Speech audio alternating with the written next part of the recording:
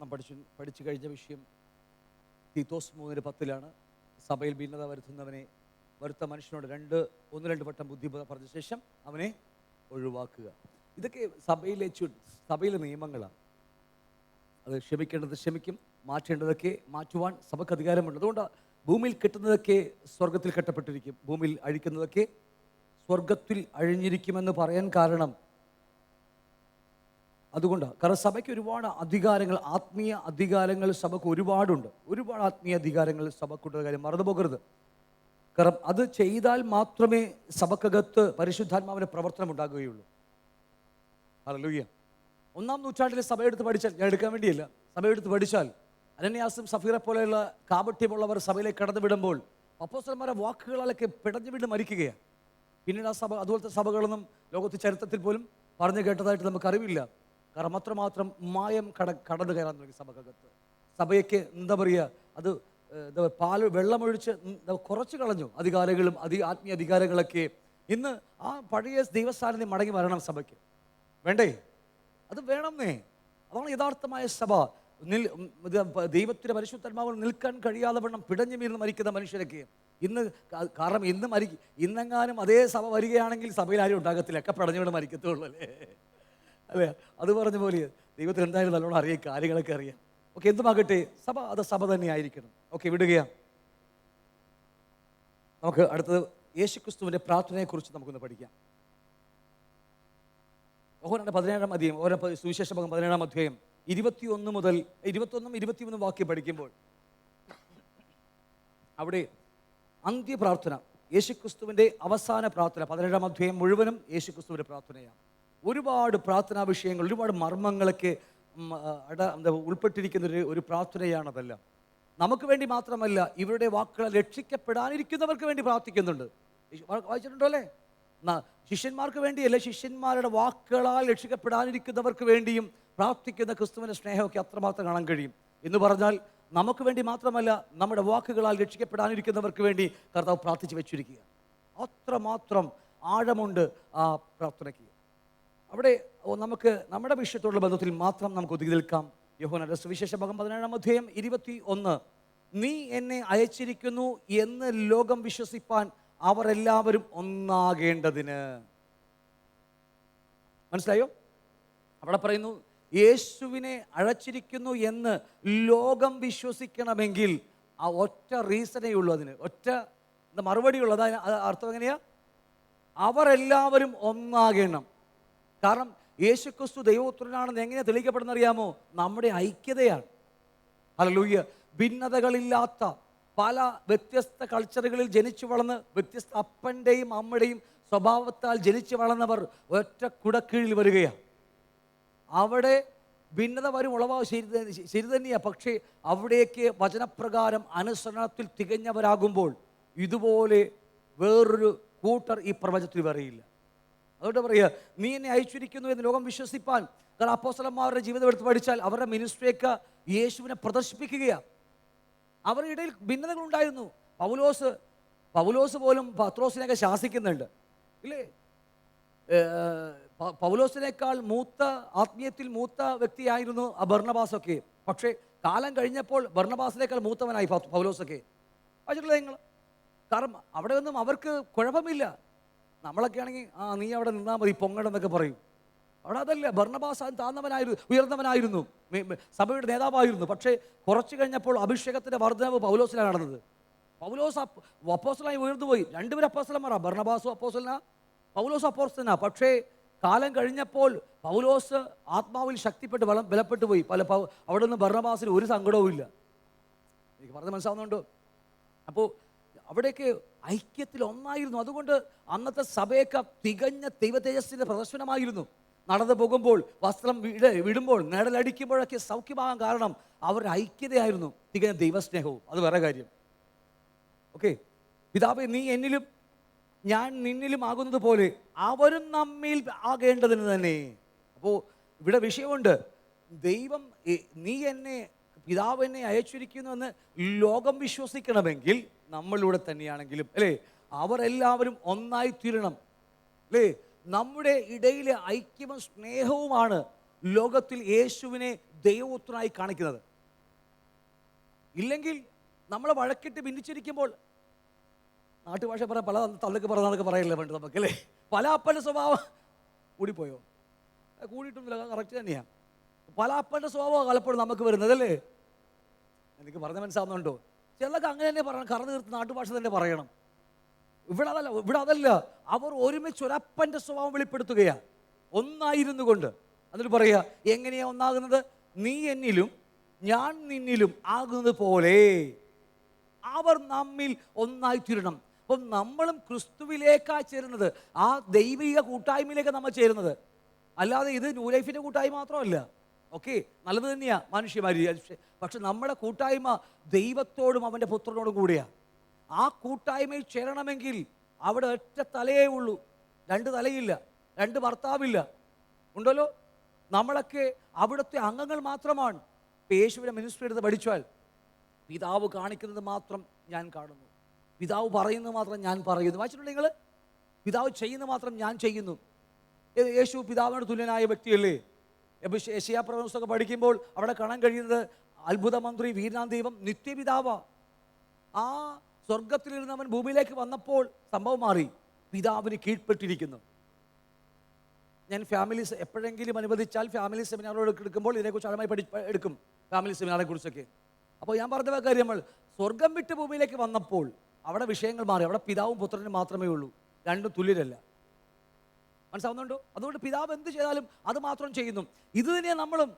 അവിടെ നിന്ന് എന്ത് പറയുന്നുവോ അത് മാത്രമേ നമുക്കുള്ളൂ. അതിന് ആമേനെന്നല്ലാതെ മറ്റൊരു വാക്ക് പറയാൻ നമുക്കില്ല.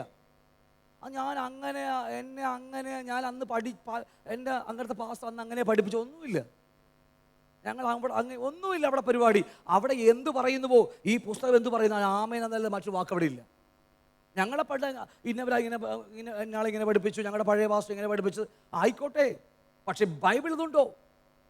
ഉണ്ടെങ്കിൽ ആമേൻ, ഇല്ലെങ്കിൽ ഒന്നുമില്ല, കഴിഞ്ഞു, അത്രയേ ഉള്ളൂ. അവിടെ ചോദ്യങ്ങളോ ഉത്തരങ്ങളോ തർക്കങ്ങളോ വാദങ്ങളോ ഒന്നുമില്ല. അവിടെ ആര് പഠിപ്പിച്ചിട്ടുണ്ടാവും, ഒക്കെ ശരിയായി കാണും, പക്ഷേ ഈ പുസ്തകത്തിലുണ്ടോ? ഇല്ലെങ്കിൽ ഇല്ല, ഉണ്ടെങ്കിൽ ആമേൻ. വേറെ ചോദ്യങ്ങളില്ല അവിടെ. ഇതിൽ നമുക്ക് വഴക്ക്. എൻ്റെ കൂടെ ഉണ്ടോ നിങ്ങളെല്ലാവരും? ഓക്കെ. അപ്പോൾ നമ്മൾ ക്രിസ്തുവിനും അവിടുത്തെ കൂട്ടായ്മയിലേക്ക് നമ്മൾ ചേരുന്നത് അല്ല, നമ്മളുടെ ഗ്രൂപ്പ് ഉണ്ടാക്കുകയല്ല. നമ്മുടെ കൂട്ടായ്മ പിതാവിനോടും പുത്രനോടും കൂടിയാ. ക്ലിയറാണല്ലോ? അങ്ങനെയാണ് നമ്മൾ ഐക്യത്തിൽ ഒന്നാകുന്നത്. ഹല്ലേലൂയ. നമുക്കൊരു ഉറപ്പുണ്ടാവും, ഞാൻ കർത്താവ് സ്വർഗീയ പിതാവിൻ്റെ മക്കളാണെന്നും ഞാൻ സ്വർഗീയ കൗൺസിലുള്ള മകനാണെന്നൊക്കെ നമുക്കൊരു ഉറപ്പുണ്ടെങ്കിലേ നമുക്ക് അത് വെളിപ്പെടുത്താൻ കഴിയത്തുള്ളൂ. ഇല്ലെങ്കിൽ നമ്മൾ വ്യത്യസ്ത ഉപദേശങ്ങൾ, വ്യത്യസ്ത വിശ്വാസങ്ങളല്ലേ, എല്ലാം വ്യത്യസ്തമായിരിക്കും നമുക്ക്. ആണോ ഇല്ലയോ? ഓക്കെ. 21 വാക്യം പറയുക, നീ എന്നെ അയച്ചിരിക്കുന്നു എന്നും നീ എന്നെ സ്നേഹിക്കുന്നത് പോലെ അവരെയും സ്നേഹിക്കുന്നു എന്ന് ലോകമറിയുവാൻ. അപ്പോൾ ഇവിടെ വേറൊരു വാക്യം വീണ്ടും ചേർത്ത് പറയുക, നീ എന്നെ അയച്ചിരിക്കുന്നു. യേശുവിനെ ദൈവം അയച്ചു, പിതാവ് അയച്ചു എന്ന് അറിയേണ്ടതിന് ഈ വേറെ മാർഗമില്ല. നമ്മുടെ പ്രസംഗമല്ല, നമ്മുടെ കൂട്ടായ്മയിലാണ് വെളിപ്പെടുന്നത്. നീ എന്നെ സ്നേഹിച്ചതുപോലെ എൻ്റെ അല്ലേ, ദൈവത്തിൻ്റെ യേശു കർത്താവിൻ്റെ മക്കളെയും നമ്മെ സ്നേഹിക്കുന്നു എന്ന് ലോകമറിയുവാൻ നാം ഒന്നായിരിക്കുന്നത് പോലെ അവരും ഒന്നാകേണ്ടതിന് ഞാൻ അവരിലും നീ എന്നിലുമായി അവർ ഐക്യത്തിൽ തികഞ്ഞവരായിരിക്കേണ്ടതിന്. യേശുവിൻ്റെ പ്രാർത്ഥനയാണ്, അന്ത്യപ്രാർത്ഥന, ലാസ്റ്റ് മരിക്കാൻ പോകുന്ന തൊട്ട് മുമ്പുള്ള പ്രാർത്ഥനയാണ് അല്ലേ? എങ്ങനെയാ? നീ എന്നെ അയച്ചിരിക്കുന്നുവെന്നും നീ എന്നെ സ്നേഹിച്ചതുപോലെ അവരെയും സ്നേഹിക്കുന്നു. ലോകം അറിയുന്നത് എങ്ങനെയാണെന്നറിയാമോ? നാം ഒന്നായിക്കുന്ന പോലെ അവരും ഒന്നാകേണ്ടതിന്. അവിടെയാ ഇത് യേശുവിൻ്റെ പ്രാർത്ഥന. യേശുവിനെ അറിയാം നമ്മളൊന്നും ഒന്നാകത്തില്ലെന്നല്ലേ. അതുകൊണ്ടാണ് മുന്നമേ പോകുന്നതിന് മുമ്പായിട്ട് പ്രാർത്ഥിച്ചു വെച്ചിട്ട് പോയത്. ആ പ്രാർത്ഥന കൊണ്ടാണ് നമ്മൾ ഇത്രയും നിൽക്കുന്നത്. അല്ലാതെ നമ്മൾ ഉപവാസ പ്രാർത്ഥന കൊണ്ടൊന്നും അല്ല. തിങ്കളാഴ്ച മുതൽ ഉപവാസ പ്രാർത്ഥന ആരംഭിക്കാൻ പോവുക. എത്ര പേരുണ്ട്? 5-6 കൈയൊക്കെ ഉണ്ട്. ഞാൻ പറയുന്നത് തിങ്കളാഴ്ച മുതൽ, മറ്റന്നാൾ മുതൽ, നാളെ ഉദ്ദേശിച്ചത്, പക്ഷേ മറ്റന്നാൾ മുതൽ ഉപവാസം 21 ദിവസം ഫാസ്റ്റിംഗ് പ്രയറാണ് നമ്മൾ. അത് 31 വരെ ഈ വർഷം മുഴുവൻ ഉപവസിക്കുക. ഒരു നേരം ഊണ് കഴിക്കാം, ഫുൾ നിൽക്കണമെങ്കിൽ നിൽക്കാം, ഇല്ലെങ്കിൽ ഒരു നേരം വൺ ടൈം മീൽ മാത്രം എടുത്തുകൊണ്ട് നമുക്ക് ഉപവസിക്കാം. രാജു പറഞ്ഞേക്കാണ്, ഞാൻ ഒരു വൺ ടൈം മീൽ എടുത്തുകൊണ്ട് ഞാൻ ഭക്ഷണം എടുത്ത് ഞാൻ കഴിക്കുള്ളൂ എന്ന് പറഞ്ഞു. ഒരു നേരത്തെ മാത്രം ഭക്ഷണം കഴിച്ചു, പക്ഷേ ആ ഭക്ഷണം 3 നേരമായിട്ട് കഴിക്കും.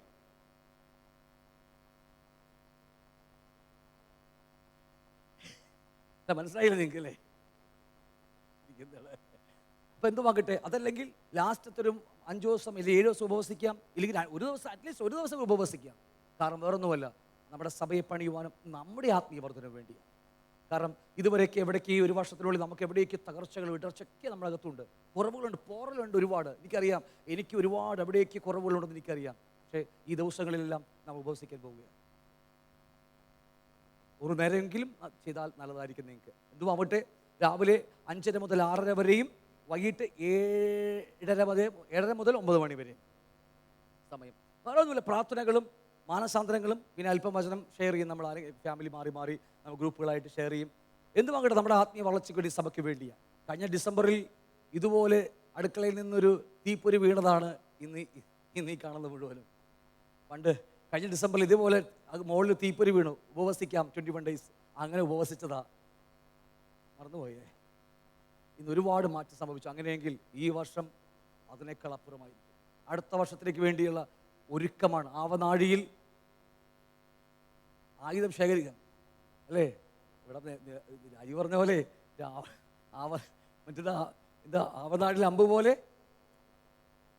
യവനത്തെ, അതല്ലല്ലോ, വേറെ വാക്കാണല്ലോ പറഞ്ഞത്. ആവനാഴി നടക്കാൻ വേണ്ടി മക്കളെ കൊണ്ട് പുള്ളിക്ക് പോരാ, ഇപ്പോഴും ആവനാഴി നടക്കാൻ പോവുകയാണ്. എന്തുവാകട്ടെ, ഞാൻ വിടുകയാണ്. നമ്മൾക്ക് ആവനാഴി നടക്കാൻ പോവുകയാണ്. അടുത്ത വർഷത്തേക്കുള്ള കൊയ്ത്തിന് വേണ്ടി നമ്മുടെ ആവനാഴി നടക്കാൻ പോവുകയാണ്. വെറുതെ അല്ല, ആത്മാവിൻ്റെ അഭിഷേകത്തോടെ അല്ല, നമുക്കൊണ്ട് സാധിക്കത്തില്ല, കൂട്ടിയാൽ കൂടത്തുമില്ല. ഉള്ള കാര്യം പറയാം. നമ്മളെ കൊണ്ട് കർത്താവിലേക്ക് നമ്മൾ മടങ്ങി വരികയാണ്. മാനസാന്തരപ്പെടുവാൻ, രൂപാന്തരപ്പെടുവാൻ, അനുദപിക്ക് എന്തെങ്കിലുമൊക്കെ ഉണ്ടെങ്കിൽ ഈ ദിവസങ്ങളിൽ നമുക്കത് ചെയ്യണം. ഹല്ലേലൂയ. ഈ 21 ദിവസം നമ്മുടെ ദിവസങ്ങളാണ്. നാളെയും കൂടി കഴിഞ്ഞ് നേരം ഇരുട്ടി വെളുത്ത് എഴുന്നേറ്റാൽ നമ്മളിവിടെയുണ്ട്. അല്ലെ, നിങ്ങൾക്ക് ഇനി വരാൻ പറ്റിയില്ലെങ്കിൽ ഭവനങ്ങളിലായിരിക്കും ഒരു നേരമെങ്കിലും ഉപവസിക്കാൻ ശ്രമിച്ചാൽ ജീവിതത്തിൽ മാറ്റം വരും. ഉപവാസം, ഭക്ഷണം കഴിക്കാതുള്ള പരിപാടിയാണ്, അറിയാലോ.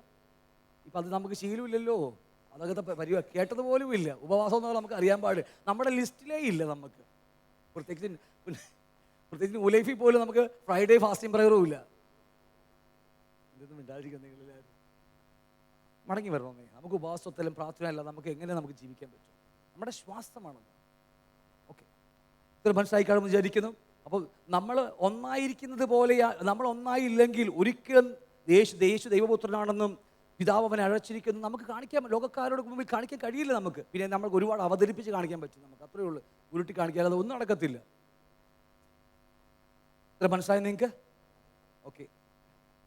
ഇത് മാത്രമല്ല, ഇന്ന് ലോകത്തിൽ ഈ പറഞ്ഞ ഒറ്റ വാക്ക്, ഈ യേശുവിൻ്റെ പ്രാർത്ഥന നഷ്ടപ്പെട്ടു പോയത് കൊണ്ട് ഇന്ന് ലോകത്തിൽ 48,000 ക്രിസ്ത്യൻ സംഘടനകളാണ്. കൊറോണയ്ക്ക് മുമ്പ് വരെ, ഞാൻ കണക്കെടുത്തപ്പോൾ കൊറോണയ്ക്ക് മുമ്പ് വരെയുള്ള എൻ്റെ അറിവിൽ 48,000 ക്രിസ്ത്യൻ സംഘടനകളുണ്ട്. കത്തോലിക്ക, മാർത്തോമ, യാക്കോബ, പെന്തക്കോസ്തുകാർ, IPC, ചർച്ചക്കുടി, AG, ന്യൂ ലൈഫ് എന്നൊക്കെ പറയാൻ എല്ലാം നീണ്ടു കിടക്കുന്ന 48,000 ക്രിസ്ത്യൻ സംഘടനകളാണ് കൊറോണയ്ക്ക് മുമ്പ് വരെ ഈ ലോകത്തിൽ. എനിക്കതുവരെ അറിയാം, അതിനുശേഷം ഞാൻ കണക്കെടുത്തിട്ടില്ല. അപ്പോൾ എന്തായാലും ഒറ്റ ശരീരമാണ്, പക്ഷെ നമ്മളൊക്കെ വിഭജിച്ച് വ്യത്യസ്തമായി മാറ്റപ്പെട്ടു പോയി. ഇന്ന് 48,000 ക്രിസ്ത്യൻ സംഘടനകൾ വരാൻ കാരണം അല്ലേ? എല്ലാവർക്കും ഉപദേശങ്ങളാണ്. ഇപ്പോൾ IPC ഉപദേശമല്ല ന്യൂ ലൈഫിലേത് അല്ലേ? വ്യത്യാസമുണ്ട്. എല്ലാം അവിടെ ഇവിടെ ചെറിയ വ്യത്യാസങ്ങളുണ്ട്. പക്ഷേ ഒരു തലയും ഒരു ശരീരവും നമ്മുടെയൊക്കെ. നമ്മളാവുന്ന ശരീരമാവുന്ന സഭ ഒന്നേ ഉള്ളൂ, ഒരൊറ്റ സഭയേ ഉള്ളൂ. പക്ഷേ ഇന്ന് കീറി മുറിഞ്ഞു പോയി. ഈ പ്രാർത്ഥന കണ്ടോ നിങ്ങൾ? പ്രാർത്ഥന നിങ്ങൾ ശ്രദ്ധിച്ചോ? ഞാനത് പറഞ്ഞില്ല, പറയാൻ സമയമില്ല നമുക്ക് അതിനെക്കുറിച്ചൊക്കെ. കാരണം നമ്മളെപ്പോലെ ഒന്നാകണം സഭയും. ഞാൻ ഇതിനെക്കുറിച്ച് എടുക്കണമെങ്കിൽ ആഴമായി വേറെ വിഷയത്തിലേക്ക് പോകും, അതുകൊണ്ടാണ് ഞാൻ വിട്ടുകളയുന്നത്. പിതാവും പുത്രനും ഒന്നായിരിക്കുന്നത് പോലെ നമ്മെപ്പോലെ അവരും ഒന്നായി തീരണം. അപ്പോൾ പിതാവും പുത്രനും എങ്ങനെയാണ് ഒന്നായി തീർന്നത് അതറിയാത്തിടത്തോളം കാലം നമ്മളെങ്ങനെ ഒന്നാകും? എന്നാലും അല്പമായിട്ട് പറയുക, അവർ ഒരുമിച്ച് പ്രവർത്തിച്ചത് കൊണ്ട് അവർ ഒന്നായിരിക്കുന്ന പോലെ നമ്മളും എന്ത് ചെയ്യണം? അതേപോലെ ഒന്നായി തീരുന്നില്ലെങ്കിൽ ഇതൊക്കെ സംഘടന ഇനി ഇവിടെ നിന്നും വളരും തോറും പിളരും തോറും വളരുമെന്ന് ആരാ പറഞ്ഞത്? പിണറായി വിജയൻ അല്ലല്ലോ, കുഞ്ഞുണ്ണി മാഷ് പറഞ്ഞതുപോലെ അല്ലേ? കോൺഗ്രസിനെ കുറിച്ചൊക്കെ പറയും, വളരും തോറും പിളരും തോറും. അതുപോലെ നമ്മളും അങ്ങനെ ആയിക്കൊണ്ടിരിക്കുക. ഇവിടെ നിന്ന് പോയാൽ അടുത്ത സഭ. അതുപോലെ പെട്ടിക്കട പോലെയാ, മുറുക്കാൻകട പോലെയാ സഭകളെന്ന്. എറണാകുളത്ത് അകത്തിന് എത്ര എണ്ണമാണ്? തമിഴ്നാട്ടിൽ പോയ ഒരു റോട്ടിൽ 3 എണ്ണം, ഒരു ഹാളിൽ രാവിലെ 10 മണിക്ക് 11 മണിക്ക് 12 മണിക്ക് എല്ലാം മാറി സഭകളാണ്. മുറുക്കാൻകട പോലെയായി മാറിപ്പോയി.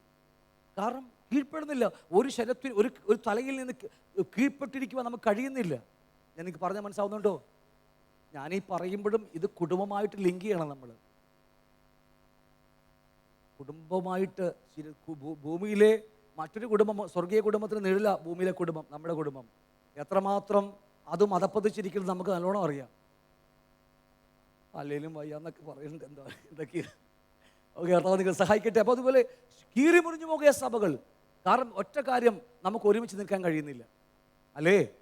സഹോദരൻ സ്നേഹിക്കുവാൻ, പൊറുക്കുവാൻ, ക്ഷമിക്കുവാൻ നമുക്ക് കഴിയാത്തത് കൊണ്ടാണ് ഈ സഭകൾ ഇതുപോലെ ഒരൊറ്റ ശരീരമായി, പണ്ടൊരു ശരീരമായിരുന്നു, അത് കീറി മുറിഞ്ഞ് ഇന്ന് 48,000 ക്രിസ്ത്യൻ സംഘടനകളായി മാറിപ്പോയി. ഹല്ലേലൂയ. കാരണം ഒറ്റ ഒരു ശിരസും ഒരു ഉടലും ഒരു ശരീരവും മാത്രമാണ്. ഒറ്റ സഭയേ ഉള്ളൂ ലോകത്ത്. ഒരു ശിരസും ഒരു ഉടലും ഒരു ശരീരവും, അല്ലേ? ആ ശരീരത്തിലെ അവയവങ്ങളാണ് നമ്മളെല്ലാവരും. ഇവിടെ നിന്ന് പറയാത്തിടത്തോളം കാലം ഇത് പ്രവർത്തിക്കാൻ കഴിയുമോ? ഇല്ല. പക്ഷെ ഇന്ന് എല്ലാവരും ചിതറിപ്പോയി. പോയവർ അവിടെ ഇവിടെ സുവിശേഷം അറിയിച്ചെന്ന് അവിടെ പറയുമ്പോൾ അവിടെ ഇവിടെ പോയി സഭകൾ തുടങ്ങിയെന്ന് അർത്ഥം. പണ്ട് ഞങ്ങളുടെ അവിടെ ചർച്ചിൽ പ്രയറിൽ വരുമ്പോൾ അവിടുത്തെ സഹോദരിമാർ പറയും, ഞങ്ങൾ ദേവിയുടെ പള്ളിയിലാണ് പോകുന്നത്. ഞാൻ മറ്റേ അല്ലേ ദേവിയുടെ അമ്പലം ഞാൻ കേട്ടിട്ടുണ്ട്. ഇത് ദേവിയുടെ പള്ളി എനിക്കെന്ത് കേട്ടവരൊക്കെ ഇവിടെ ഉണ്ട്. ദേവിയുടെ പള്ളിയിൽ പോകണമെന്ന് ഞാൻ ആദ്യമായിട്ട് കണ്ടത്. നിങ്ങൾ കണ്ടിട്ടുണ്ടോ? അങ്ങനെ ഇല്ലേ? അപ്പോൾ അതുപോലെയാ ഈ ലോകമേ. ഇങ്ങനെ എന്തുമാകട്ടെ, ഒരു ശിരസും ഒരൊറ്റ ഉടൽ ഒരു ശരീരം മാത്രമാണ് നമ്മുടെ ശരീരം. ഈ ഒരു ഉപദേശത്തിലേക്ക് നമ്മൾ വന്നേ മതിയാകത്തുള്ളൂ. ഇടർച്ചകൾ വരും, പിണകങ്ങൾ വരും, എല്ലാ ഉപദേശത്തിൽ പ്രശ്നങ്ങൾ വരും. ഒറ്റ പുസ്തകമേ ഉള്ളൂ നമുക്ക്. ഇവിടെ എന്തിനാ ഇടർച്ച വരുന്നത്? ഇതിലുണ്ടോ? ഉണ്ടെങ്കിൽ നോക്കിയെടുക്കുക, ഇല്ലെങ്കിൽ വേണ്ട കളയുക, ഇല്ലെങ്കിൽ അങ്ങ് കളഞ്ഞു മാനസാന്തരപ്പെടുക. അവിടെ വളച്ചൊടിച്ച് അത് യഹൂദനാണ്, ഇത് യവനനാണ്, ഇത് സഭക്കാണെന്നൊന്നും പറഞ്ഞിട്ട് കാര്യമില്ല. ഇവിടെ എല്ലാം നമുക്കുള്ളതാണ്. ഈ 66 പുസ്തകവും നമുക്കുള്ളതാണ്. ആണോ ഇല്ലയോ? അതുകൊണ്ട് നമുക്ക് അനുസരിക്കാനുള്ള മനസ്സുണ്ടെങ്കിൽ നമ്മൾ ഒരിക്കലും പിരിഞ്ഞു പോകില്ല. കീഴ്പ്പെടുവാൻ, ക്ഷമിക്കുവാൻ, ദൈവത്തെ അനുസരിക്കുവാൻ, സഹോദരന്മാരെ സ്നേഹിക്കുവാൻ, പ്രാണന തുല്യം സ്നേഹിക്കുവാൻ ഒരു മനസ്സിന് സമർപ്പണം ഉണ്ടെങ്കിൽ നമുക്ക് മറ്റൊന്ന് ചിന്തിക്കേണ്ടി വരില്ല നമ്മൾ. ഹല്ലേലൂയ. ഇവിടുത്തെ വിഷയം ഇതൊക്കെ തന്നെ. ഒന്ന്, അനുസരണമില്ല. 2, പ്രാണതുല്യം സഹോദരന്മാരെ സ്നേഹിക്കാൻ കഴിയുന്നില്ല, ക്ഷമിക്കാൻ കഴിയുന്നില്ല എന്നൊക്കെ നമ്മുടെ വിഷയങ്ങൾ തന്നെയാണ്. അതൊക്കെ മാറ്റപ്പെടണം നമുക്ക്. ഹല്ലേലൂയ. ഇതൊക്കെ മനസ്സിലാവുന്നുണ്ട്? മാറുമെന്നുള്ള പ്രതീക്ഷയിൽ, പ്രത്യാശയിൽ നമുക്ക് വീണ്ടും കാണാമെന്നല്ലേ? ഇതുമാകട്ടെ. അപ്പോൾ ഇതുപോലെ നമ്മളൊക്കെ ഒരൊറ്റ ബോഡിയായി മാറുകയാണ്. എങ്ങനെയാണെന്ന് അറിയുമ്പോൾ കർത്താവ് നമ്മുടെ നാട്ടിൽ ഇറങ്ങി നിൽക്കണം. ആണല്ലേ? സഭ കൂടി വരുമ്പോൾ കർത്താവ് ഇറങ്ങി നിൽക്കണം. മാനസാന്തരം ഉണ്ടാകണം, രൂപാന്തരം ഉണ്ടാകണം, അനുതാപം ഉണ്ടാകണം, പാപങ്ങളെക്കുറിച്ച് ബോധം വരണം, പുതുതായി കടന്നു വരുന്നവർ നെടുമ്പാടും പിടി കരയണം. നമ്മളെ കരയിപ്പിക്കല്ല, നേരത്തെ പറഞ്ഞതുപോലെ അവർക്കറിയണം. അതൊക്കെ യഥാർത്ഥമായ സഭ. അവിടെ ഏദൻ തോട്ടം പോലെ സകലവിധമായ ഫലങ്ങൾ തരുന്ന വൃക്ഷങ്ങൾ പൂത്തു നിൽക്കുന്നത് പോലെ ഇവിടെയും പൂത്തു നിൽക്കണം. വെളിപ്പെട്ട് നിൽക്കുന്ന കാര്യമൊക്കെ ഞാൻ പറഞ്ഞത്, അതല്ല ഞാൻ പറഞ്ഞത്. ഫലങ്ങളാൽ, ആപ്പിളും ഓറഞ്ചും മുന്തിരിയൊക്കെ ഫലങ്ങളാൽ ഏദൻ തോട്ടം പോലെ പൂത്തു നിൽക്കുന്ന സഭയാവണം. എന്ന് പറഞ്ഞാൽ തിന്നാൻ വേണ്ടി കാര്യമല്ല പറഞ്ഞത്, അല്ല. എല്ലാ ഫലങ്ങളാലും കൃപാവരങ്ങളാലും നിറഞ്ഞവരായിരിക്കണം. കൊടുക്കാൻ എന്തെങ്കിലും ഉണ്ടാകണം, വേണ്ടേ? ഇപ്പം ഞാൻ ആപ്പിൾ മരമാണെങ്കിൽ ആപ്പിൾ കൊടുക്കാൻ പറ്റണം വരുന്നവർക്ക്. നിങ്ങൾ ഓറഞ്ചാണെങ്കിൽ ഞാൻ ഓറഞ്ച് പറിച്ച് തിന്നണം. കൃപാവരങ്ങൾ എല്ലാത്തും ഉണ്ടാകും. എല്ലാവർക്കും കൃപാവരങ്ങൾ എന്താ പറയുക, അത് പ്രദർശിപ്പിക്കണം. ഇന്നത്തെ കൃപാവരം അല്ലേ? ഓക്കെ, എന്തുവാകട്ടെ. ഇതുപോലെ അനേക സഭകളൊക്കെ ഉണ്ട്. എല്ലാവരും കർത്താവിലേക്ക് കാണിക്കും. ഒരാൾ അങ്ങനെ കാണിക്കുമ്പോൾ ഒരാൾ ഇങ്ങോട്ട് കാണിക്കും. ഏതോ പണ്ട് ആരോ ഇവിടെ കണ്ടതാ അല്ലേ? ഒരാളെ വീട് എവിടെ നിന്ന് വെച്ചപ്പോൾ 2 പേര് നിൽക്കുക. ഒരാളെ വീട് എവിടെ നിന്ന് വെച്ചപ്പോൾ ഒരാൾ ഇങ്ങോട്ട് കാണിച്ചു, ഒരാൾ ഇങ്ങോട്ട് കാണിച്ച്, അല്ലേ? അതുപോലെ ആവരുത്. ഇപ്പം ഇന്നത്തെ സഭകളുടെ പ്രശ്നം ഇതാ. ദൈവം ആരെന്നും ക്രിസ്തു ആരെന്നും കർത്താവ് എങ്ങനെ വരുന്നതൊക്കെ ചോദിച്ചാൽ അവർക്കറിയില്ല. പലരും ചില ആംഗിളിലേക്ക് കരങ്ങളിൽ ചൂട്ടി കാണിക്കുന്നത്, അല്ലേ? കണ്ടിട്ട് മനസ്സിലാവണില്ലേ? എനിക്ക് ഇങ്ങനെ വരക്കാൻ പറ്റിയുള്ളൂ, അതുകൊണ്ടാണ്. എന്തുമാകട്ടെ. അപ്പോൾ ഇതുപോലെയല്ല നമ്മുടെ ചോദ്യം. നമുക്ക് കൃത്യമായി പറഞ്ഞു കൊടുക്കാൻ നമുക്ക് അറിവുണ്ടാകണം. കാരണം കർത്താവ് നമ്മുടെ കൂടെ വസിക്കണം. ഇപ്പോൾ ലേറ്റർ ഡേ സെയിൻസ്, ജഹോവ സാക്ഷികൾ, പെന്തക്കോസ്തൽ, ഓർത്തഡോക്സ്, എപ്പിസ്കോപ്പൽ, മെത്തഡിസ്റ്റുകാർ ഒക്കെ ഇഷ്ടംപോലെ, assembly of God, seventh day Adventist, അല്ലേ, ക്രിസ്ത്യൻ എന്നൊക്കെ പറഞ്ഞ ഒരുപാട് ക്രിസ്ത്യാനികൾ എന്നൊക്കെ പറഞ്ഞ ഒരുപാട് കൂട്ടരൊക്കെ ഉണ്ട്. എന്തായാലും എന്തുമാകട്ടെ, ഞാൻ വിടുകയാണ്. ഐക്യമാണ് എല്ലാത്തിനും മുഖ്യം. ഹല്ലേലൂയ. ഇപ്പോൾ ഞാൻ പടം വരച്ചത് മാത്രമേ ഉള്ളൂ. ഒരു വലിയ സ്രാവ് വരികയാണെങ്കിൽ ചെറിയ മീൻകൂട്ടങ്ങളെ കൊന്നു തിന്നുമല്ലേ? എന്നോട് പറഞ്ഞിട്ടുണ്ട്. ഈ സമുദ്രത്തിലും 5 കിങ്ഡം ഉണ്ട് ഈ ഭൂമിയിൽ. ക്ലാസ് എടുത്ത് പിന്നീട് എടുത്തോളാം അതിനെക്കുറിച്ചൊക്കെ. 7 കിങ്ഡം. ഒന്ന് ദൈവരാജ്യം, 2 മാനുഷ്യ രാജ്യം, അതല്ലെങ്കിൽ ഇപ്പോൾ സാത്താൻ്റെ രാജ്യം, 5 ഭൂമിയിലെ ഇഴജാതി, പക്ഷി, മൃഗങ്ങൾ, സമുദ്രത്തിലെ മത്സ്യങ്ങൾ, പർവ്വജാതികൾ എന്തോ ആട്ടെ. അതിൽ ഒരു കിങ്ഡമാണ് ഫിഷ് കിങ്ഡം. അതിൽ ഏറ്റവും വലിയ ആ സമുദ്രത്തിലെ ഏറ്റവും വലിയ രാജാവാണ് ബ്ലൂ വെയിൽ അല്ലേ? അതിങ്ങനെ വന്നാൽ അതിന് ചെറിയ ഒരു നേരത്തെ ഒരു ഭക്ഷണം എന്ന് പറഞ്ഞാൽ 5 ടൺ മീൻ വേണം. ഇവിടെ 10 കിലോ ഉണ്ടെങ്കിൽ അടുത്ത ആഴ്ച ഞങ്ങൾ മീൻകറി വെക്കാന്നൊക്കെ പറഞ്ഞുകൊണ്ടിരിക്കുക. എന്തോ ആകട്ടെ അല്ലേ? അപ്പോൾ എന്താണെങ്കിലും ഈ പുള്ളിക്കാരന് സമുദ്രത്തിലെ രാജാവായിരിക്കുന്ന നീലത്തിമിംഗലത്തിന് 5 ടൺ 5000 കിലോ ചെറിയ മീൻ വേണം ഒരു നേരത്തെ ബ്രേക്ക്ഫാസ്റ്റ്.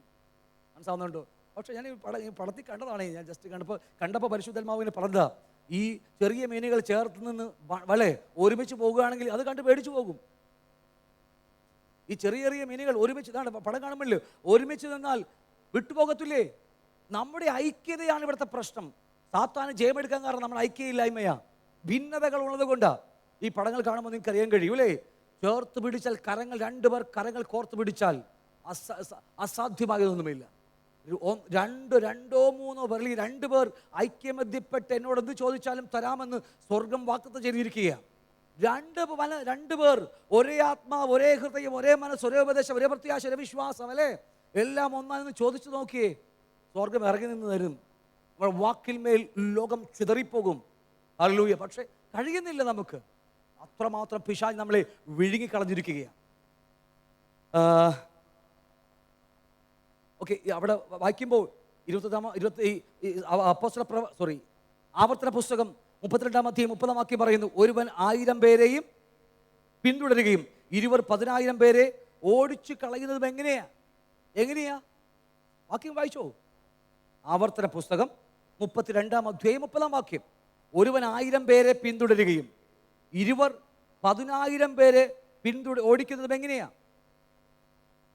തൊട്ട് 28-ാം വാക്യം വായിക്കുമ്പോൾ, അവർ ആലോചനയില്ലാത്ത ജാതി, അവർക്ക് വിവേകബുദ്ധിയില്ല, അവർ ജ്ഞാനികളായി ഇത് ഗ്രഹിച്ചു, തങ്ങളുടെ ഭവിഷ്യം ചിന്തിച്ചെങ്കിൽ കൊള്ളാമായിരുന്നു എന്ന് പറയുക അല്ലേ? എന്നിട്ടാ പറയുന്നത്, ഒരുവൻ 1000 പേരെ 20 10,000 പേരെ.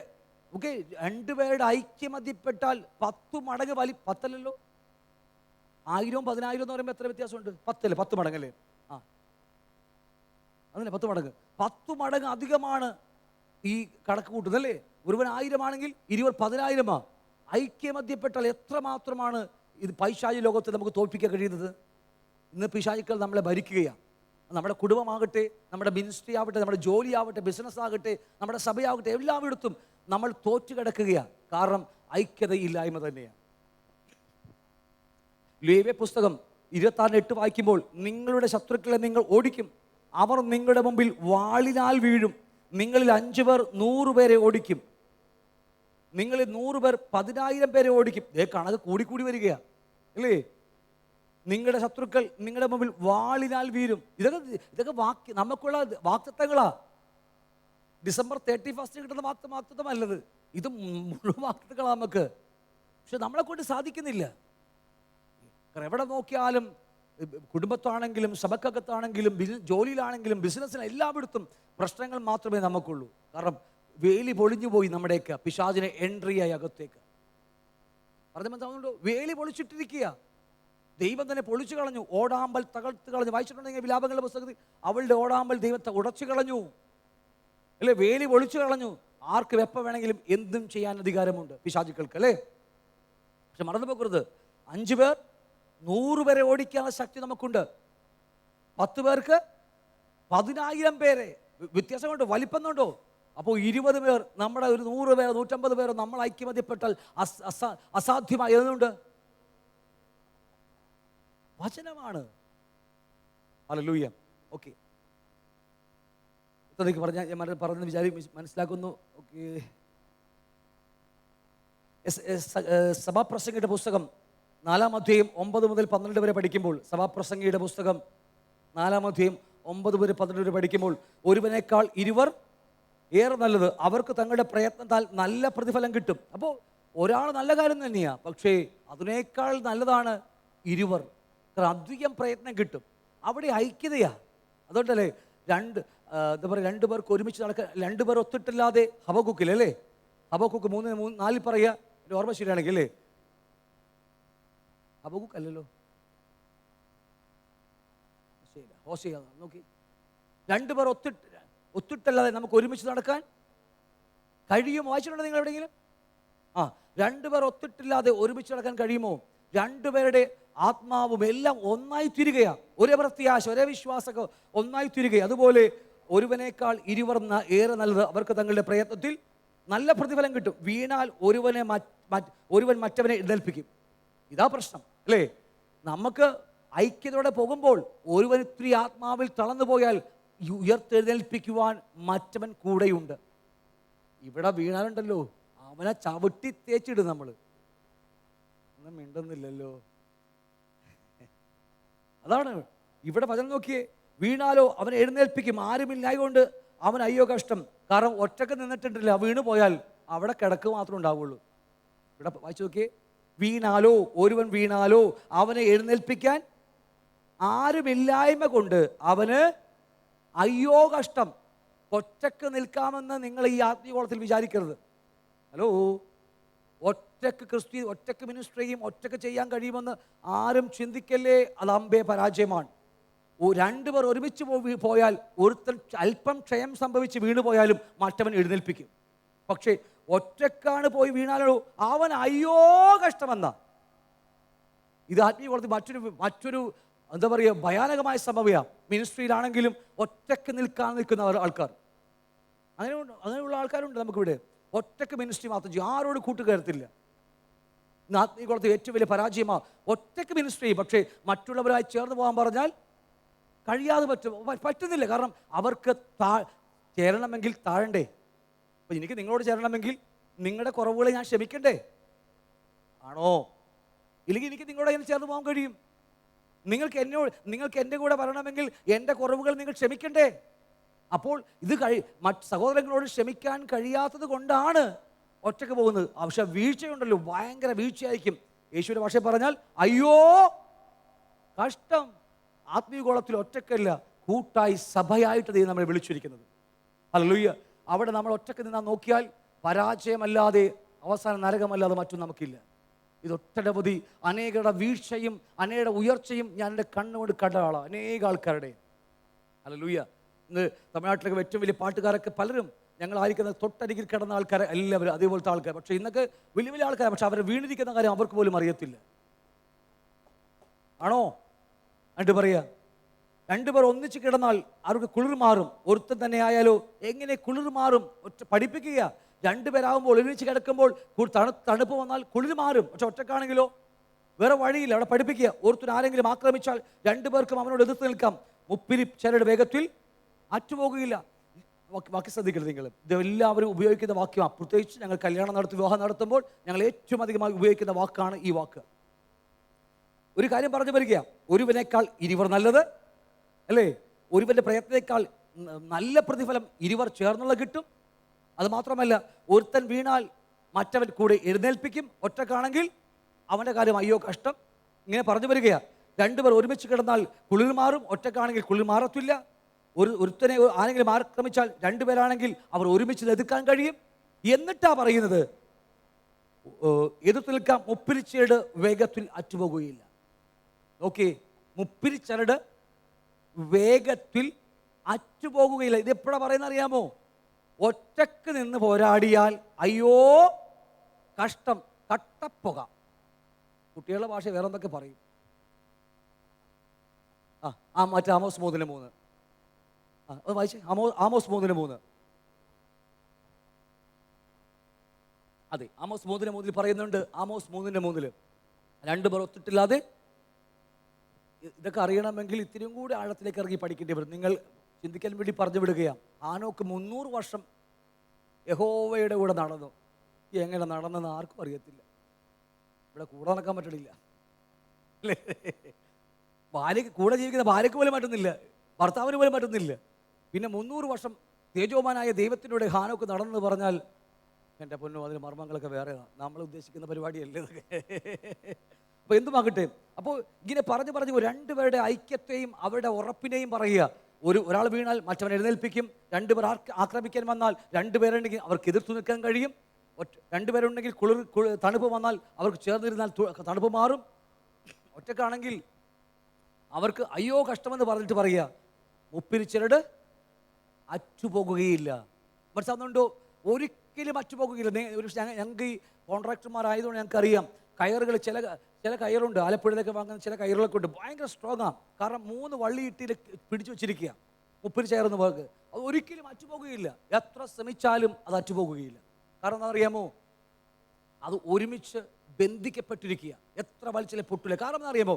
ഇവിടെ ഇത്രയും പറഞ്ഞു വന്നിട്ട് അവസാനം വന്ന് പറയുക, മുപ്പിരിച്ചരട് വേഗത്തിൽ അറ്റുപോകുകയില്ല. ഒറ്റക്കാണെങ്കിൽ അയ്യോ കഷ്ടം ഇല്ലേ? 2 പേരാണെങ്കിൽ അവർ വീണാൽ എഴുന്നേൽക്കും, കുളിർ മാറാൻ പറ്റും, ശത്രുക്കളെ ആക്രമിക്കാൻ പറ്റും എന്നൊക്കെ പറഞ്ഞിട്ടാണ് പറയുന്നത് മുപ്പിരിച്ചരട് വേഗത്തിൽ. അപ്പോൾ എങ്ങനെയാണ് 2 പേരെ കുറിച്ച് പറഞ്ഞിട്ട് മൂന്നാമത് മുപ്പിരിച്ചരടിനെ കുറിച്ച് പറയാൻ കാരണം എന്നറിയാമോ? 2 പേർ ഐക്യമത്യപ്പെട്ടാൽ നമ്മൾ അറിയാതെ മറ്റൊരുവൻ കൂടി നമ്മുടെ കൂടെയുണ്ട്. മനസ്സിലാവുന്നുണ്ടോ? 2 പേർ ഐക്യമത്യപ്പെട്ടാൽ നമ്മൾ അറിയാതെ ഒരുവൻ നമ്മുടെ കൂടെയുണ്ട്, നമ്മുടെ കർത്താവ്. അതുകൊണ്ടാണ് മുപ്പിരിച്ചരട് ഒരിക്കലും പൊട്ടിക്കാൻ കഴിയില്ല. 2 പേർ ഐക്യമത്യപ്പെട്ടാൽ, ഏത് കാര്യത്തിലും ഐക്യമത്യപ്പെട്ടാൽ ഉടമേ നമ്മ വിചാരിക്കേണ്ട അല്ലേ എന്തും സംഭവിക്കുമെന്ന് പറയാൻ കാരണം വായിച്ചിട്ടില്ലേ? 2 പേർ ഐക്യമത്യപ്പെട്ടാൽ നിങ്ങൾ ചോദിക്കുന്നതും ലഭിക്കും. വായിച്ചിട്ടില്ലേ? നിങ്ങളുടെ പുസ്തകത്തിലുണ്ടോ? ഉണ്ട്. പറയാൻ മടി. 2 പേർ ഐക്യമത്യപ്പെട്ടാൽ നിങ്ങൾ എന്ത് ചോദിച്ചാലും പിതാവ് നിങ്ങൾക്ക് തരും. കിട്ടുമോ? 2 പേർ ഐക്യമത്യപ്പെട്ട് ചോദിച്ചോ, കിട്ടുമെന്ന് നോക്കിയേ. കിട്ടില്ല. എങ്ങനെയാ, എന്തുകൊണ്ടാണ് കിട്ടുന്നത്? നമ്മൾ ഐക്യമത്യപ്പെട്ടതുകൊണ്ടാണോ? ഓക്കെ, സത്യം തന്നെയാണ്. അല്ല, ഞാനൊന്ന് കൂട്ടി പറഞ്ഞ് മാത്രമേ ഉള്ളൂ. 2 പേർ ഐക്യമത്യപ്പെട്ടുമ്പോൾ നമ്മുടെ കഴിവ് കൊണ്ടല്ല കിട്ടുന്നത്. മൂന്നാമതൊരുവൻ നമ്മുടെ ഇടയിൽ കയറി വരുന്നുണ്ട്. അവന് മഹത്വം കിട്ടാൻ വേണ്ടി ദൈവം ചെയ്യുന്ന പ്രവൃത്തിയാ. എൻ്റെ വാക്ക് ശരിയാണോ? അവന് മഹത്വം കിട്ടാൻ വേണ്ടിയാ. നമുക്ക് 2 പേർ ഒരുമിച്ച് ഇരിക്കുമ്പോൾ ദൈവത്തിൻ്റെ കർത്താവ് പ്രാർത്ഥിച്ച പ്രാർത്ഥന എന്താ? അവരുടെ ഐക്യം, അവർ ഐക്യത്തിൽ തികഞ്ഞു വരേണ്ടതിന്, നമ്മെപ്പോലെ ആയിത്തീരേണ്ടതിന്, നമ്മുടെ ഐക്യത്തിൽ ഇറങ്ങി വരാൻ ആഗ്രഹിക്കുന്ന ഒരുവൻ സ്വർഗത്തിലുണ്ട്. ഈ വാക്യം ശരിയല്ലേ ഞാൻ പറഞ്ഞത്? 2 പേർ ഇവിടെ പറയാം മുപ്പിരിച്ചരട് വേഗത്തിൽ അറ്റുപോകുകയില്ല. കാരണം മൂന്നാമതൊരുവൻ നമ്മുടെ ഇടയിലേക്ക് വരുന്നത് അത് ഭൂമിയിൽ ഒരു മനുഷ്യനുമല്ല, ഒരു റവറനും സെൻട്രൽ പാസ്റ്റർ ഒന്നുമല്ല, സ്വർഗത്തിലെ സാക്ഷാൽ നമ്മുടെ കർത്താവ് നമ്മുടെ ഉള്ളിലേക്ക് ഇറങ്ങി വരികയാണ്. അതുകൊണ്ട് ദൈവം അവനെ പ്രസാദിപ്പിക്കുവാൻ എന്തും സ്വർഗം ചെയ്തിരിക്കും. ശരിയാണോ?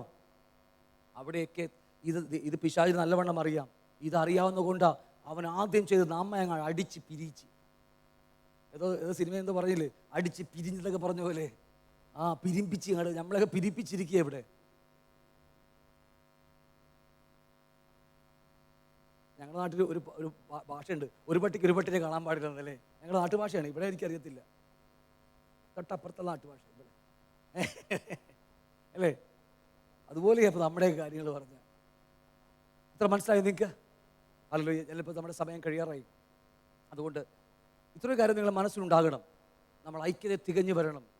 ഇടയിൽ പേർ പോലും നമ്മുടെ അല്ലേ ഒരു പിണക്കമോ പരിഭവങ്ങളോ വരാം, പക്ഷേ ക്ഷമിക്കുവാനുള്ള മനസ്സ് നമുക്ക്. ഹല്ലേലൂയ. സ്നേഹത്തിലല്ലാതെ ആരോട് സംസാരിച്ചേക്കരുത്. ഫോൺ പോലും വിളിച്ചേക്കരുത്. ഞാൻ പറയുക, സ്നേഹത്തിലല്ലാതെ സംസാരിക്കരുത്. അല്ല, അവനെ നേടുവാൻ വേണ്ടിയായിരിക്കണം നമ്മൾ സംസാരിക്കേണ്ടത്. ഒരാളെ വീട്ടിൽ പോകുന്നുവെങ്കിൽ അവരെ നേടുവാൻ വേണ്ടിയായിരിക്കണം. ഹലോ, മനസ്സിലാവുന്നുണ്ടോ? ഇത് നിങ്ങളുടെ ജീവിതത്തിൽ പ്രാക്ടീസ് ചെയ്യുമ്പോൾ ഒരു വലിയ സംഭവം നടക്കും. കാരണം വെച്ചാൽ ഒരു ക്രിസ്തുവും ഒരു മണവാട്ടി മാത്രമേ ഉള്ളൂ. നമുക്ക് ഒന്നായി തിരികെ നമ്മളെല്ലാവരും. ഹല്ലേലൂയ. 2 സഭയുണ്ട്. ഒന്ന് ഈ കാണുന്ന പ്രാദേശിക സഭ, 2 ആഗോളമായ സഭയുണ്ട്. അതാണ് ക്രിസ്തുവിൻ്റെ മണവാട്ടി സഭ എന്ന് പറയും. ഓക്കെ, അതിനെക്കുറിച്ച് പിന്നീട് കീറിക്കുറിച്ചൊക്കെ സഭയെക്കുറിച്ച് പഠിക്കുമ്പോൾ പിന്നീട് പഠിക്കാം. സഭ എന്നത് ഒന്ന് ലോക്കൽ ചർച്ച് എന്ന് പറയും, 2 ഗ്ലോബൽ ചർച്ച്, ആഗോളമായ ക്രിസ്തുവിൻ്റെ ശരീരമാകുന്ന സഭ. അത് വേറെ താല്പര്യം കൂടി. ഇത് അത് തന്നെയാണ്, പക്ഷേ ഇത് ലോക്കൽ സഭയാണ്. ഇതിൽ നിന്നാണ് അവൻ്റെ മണവാട്ടിയാകുന്ന സഭയിലേക്ക് നമുക്ക് ട്രാൻസ്ഫർ കിട്ടുന്നത്. ഹല്ലേലൂയ. ഐക്യതയുള്ളവർക്ക് മാത്രം. അവിടെ ഈ പറഞ്ഞ കഞ്ഞിവെപ്പ് കാലുവാരിൽ വേറെ ഉടായ്പ പണിയുന്ന അവിടെയില്ല. അതിലേക്ക് നമുക്ക് എൻട്രി കിട്ടണം. അതിനെ ചേർപ്പാൻ വേണ്ടിയാ കർത്താവ് ഇറങ്ങി വരുന്നത് ആയിരിക്കും ഞാൻ മനസ്സിലാന്ന് വിചാരിക്കുന്നു. ഓക്കെ, ഈ ജിസോ പസിൽ പോലെ അല്ലേ, ജിസോ പസിൽ അല്ലേ, പസിൽസ് പിള്ളേർക്ക് പറയാൻ എടുക്കാം. അതുപോലെ ഇരിക്കേണ്ടതടുത്തിരിക്കണം. കർത്താവ് 1 താലന്ത് കൊടുത്തതുകൊണ്ട് 5 താലന്ത് കൊടുത്തവനുണ്ട്, 10 താലന്ത് കൊടുത്തവനുണ്ട്. നമ്മുടെ കർത്താവിന് നല്ലവണ്ണം അറിയാം എനിക്ക് എന്ത് കൊടുത്താൽ ചെയ്യാൻ പറ്റുമെന്ന്. മനസ്സിലാവുന്നുണ്ടോ? അർഹിക്കുന്നതിന് മേൽ മോഹിക്കരുന്നൊരു വാക്കുണ്ടല്ലോ നമുക്ക്. അത് ഭാവിക്കേണ്ടതിന് മേൽ ഭാവിച്ചുയരാതെ, ആ വാക്ക് അങ്ങനെയാ, ഭാവിക്കേണ്ടതിന് മേൽ ഭാവിച്ചുയരാതെ വാക്യമുണ്ട്. അപ്പം നമുക്ക് ദൈവം തന്നെങ്കിൽ അത് മതിയെന്നേ. പക്ഷേ കൃപാവരങ്ങൾക്ക് വ്യത്യാസമുണ്ടെങ്കിലും ഒരു ഒറ്റ വാക്തത്വമേ നമുക്കുള്ളൂ പുത്രനായിട്ട്. നമുക്കിവിടെ കഴിവുകൾക്ക് വ്യത്യാസമുണ്ടായിരിക്കാം, ചിലപ്പോൾ കഴിവില്ലായിരിക്കും, കുറവായിരിക്കും. പക്ഷേ എല്ലാം നമുക്കെല്ലാവർക്കും ഒരേ വാക്തത്വമാണ് സ്വർഗത്തിൽ. ഇവിടെ എനിക്ക് അവനെപ്പോലെ ആകണമെന്ന് പറഞ്ഞാൽ നടക്കുമോ? എനിക്ക് പാട്ട് പാടാൻ ഭയങ്കര മോഹമാണ്, പക്ഷെ ഞാൻ പാടിയാൽ നിങ്ങളൊന്നും ഇവിടെ ഇരിക്കില്ല. അപ്പോൾ അത് പറഞ്ഞിട്ട് കാര്യമുണ്ടോ? ഇവിടെ ഞാൻ തോട്ടിലേക്ക് ഇട്ട് എന്തൊക്കെയാ പാട്ട് പഠിക്കാനൊക്കെ പണ്ട് പോയിട്ട് നടക്കണ കാര്യമാണോ? ഒന്നും നടക്കത്തില്ല. അപ്പോൾ നമുക്ക് ഏൽപ്പിച്ചത് മാത്രം ചെയ്യുക, അതിൽ ദൈവത്തിൻ്റെ സാന്നിധ്യം കൂടിയിരിക്കും. അപ്പോൾ ഒരു സഭയെന്ന് പറയുന്നത് പല അവയവങ്ങൾ കൂടുന്നതാണ്. ഈ ചെറുവിരൽ, വലിയ വിരൽ. ഈ ചെറുവിരൽ പറയുക എനിക്ക് ഇവിടെ കയറിയിരിക്കുമെന്ന് പറഞ്ഞാൽ നടക്കണ കാര്യമാണോ? അവര് ഒന്നുമില്ല, അതിന് സ്ഥാനം ഇവിടെയാണ്. അപ്പോൾ എല്ലാവർക്കും അതിൻ്റെതായ സ്ഥാനങ്ങൾ ദൈവം കൊടുത്തിട്ടുണ്ട്. അതുകൊണ്ട് ഭാവിക്കേണ്ടതിന് മേൽ ഭാവിച്ചുയരാതെന്ന് പറയാൻ കാരണം നമ്മുടെ കൃപാവരങ്ങൾക്ക് ഒത്തവണ്ണം ജീവിച്ചാൽ മതി. നമുക്ക് മനസ്സിലാവുന്നുണ്ടോ? ഇരിക്കേണ്ടടുത്ത് ഇരിക്കണം. ഇല്ലെങ്കിലുണ്ടല്ല, കണ്ണിരിക്കേണ്ടടുത്ത് ചെവി പോയിരുന്നാൽ, ചെവി ഇരിക്കേണ്ടടുത്ത് കാല് പോയിരുന്നാൽ എന്ത് കോലമായിരിക്കും. രാത്രി ഉറക്കെ പേടിച്ച്, പ്രയത്തെ കണ്ട് പേടിച്ച പോലെ ആയിപ്പോൾ നമ്മൾ. അയ്യോ, പക്ഷെ നമുക്ക് നമ്മുടെ സഭയിൽ വന്നിട്ട് ഒരു പേടിയില്ല. വീട്ടിൽ പോയി നല്ല സുഖമായിട്ട് കിടന്ന് ഉറങ്ങുന്നുണ്ട്. പക്ഷേ ഇരിക്കേണ്ടടത്തല്ല ഇരിക്കുന്നത്. ഹലോ, ഞാൻ പറഞ്ഞ മനസ്സിലാവുന്നുണ്ടോ? പ്രബോധിപ്പിക്കേണ്ടവൻ പ്രബോധിപ്പിച്ച്, അല്ലേ, പ്രവചിക്കേണ്ടവൻ പ്രവചിച്ച്. ഇത് പ്രവചിക്കേണ്ടവൻ വേറെ എന്തെങ്കിലും ചെയ്ത് കളയും, അല്ലേ? പലതും പല ടൈപ്പാണ് ചെയ്യുന്നത്. കയ്യിൻ്റെ കണ്ണ് പോയി കാലിൻ്റെ ജോലി ചെയ്താൽ നടക്കൂ. ഇന്ന് അങ്ങനെ പലപ്പോഴും നമുക്ക് അങ്ങനെ ആയിപ്പോകുന്നു. അതുകൊണ്ട് ഇതുപോലത്തെ കോലം കെട്ടവരെ കാണാൻ നിങ്ങൾക്ക് രാത്രി പേടിച്ച് കിടക്കേമലും, അല്ലേ, ഒന്ന് ഞാൻ പറയുന്നില്ല, അല്ലേ, പേടിച്ചു പോകും നമ്മൾ ഈ കോലം കെട്ടാൽ. പക്ഷെ നമുക്ക് സഭയിൽ വന്നിട്ട് ഈ കോലം കണ്ടിട്ട് നമുക്കൊന്നും കുഴപ്പമില്ല. ഞാൻ ആ പറഞ്ഞ ആത്മീയാർത്ഥം മനസ്സിലായോ ഇല്ലയോ? മനസ്സിലായില്ലെങ്കിൽ വേണ്ട, ഞാൻ വിട്ട്. മനസ്സിലായിക്ക സ്തോത്രം എന്ന് വാങ്ങട്ടെ. ഇതുപോലെ അതുപോലെ നമ്മൾ അതനുസരിച്ച് നമ്മൾ താന്നു കിടക്കാൻ ക്ഷമിച്ചും താന്നും ഇരിക്കുകയാണെങ്കിൽ തീർച്ചയായും കർത്താവ് നമ്മളോട് ചെയ്തിരിക്കും.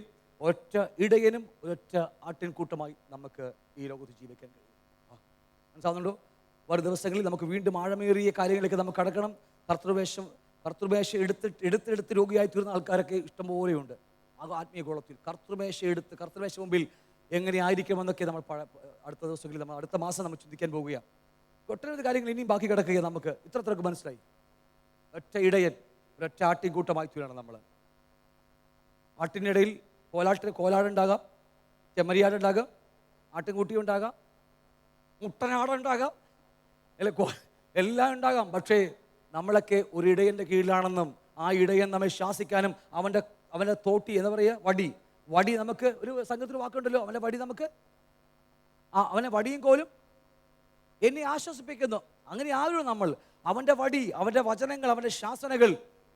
പാട്ട് പാടാനുള്ള ആൾ പുറത്തേക്ക് പോയി വരാൻ പറഞ്ഞേ, സമയോ എന്ന് പറഞ്ഞേക്ക്.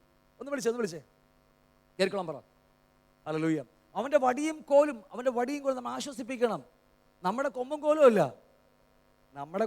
അല്ല, അവൻ്റെ വടിയും കോലും നമ്മെ ശിക്ഷിച്ച് ശാസിച്ച് വഴി നടത്തണമെന്ന്. ഹല്ലേലൂയ.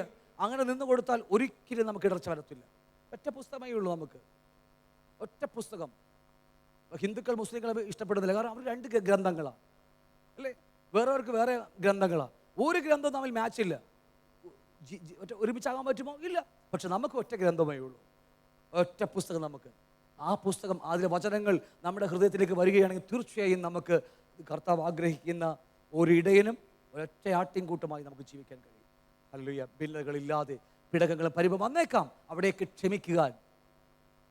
നാം മറ്റുള്ളവരുടെ 100 വെള്ളിക്കാശ് ചെറിയ പാപത്തെ ക്ഷമിച്ചു കൊടുക്കാൻ കഴിയുന്നില്ലെങ്കിൽ ഒരു കാര്യം ഓർത്തേക്കണം, നമ്മുടെ എത്ര വലിയ പ്രാർത്ഥനക്കാരൻ എന്ന് പേരിട്ടാലും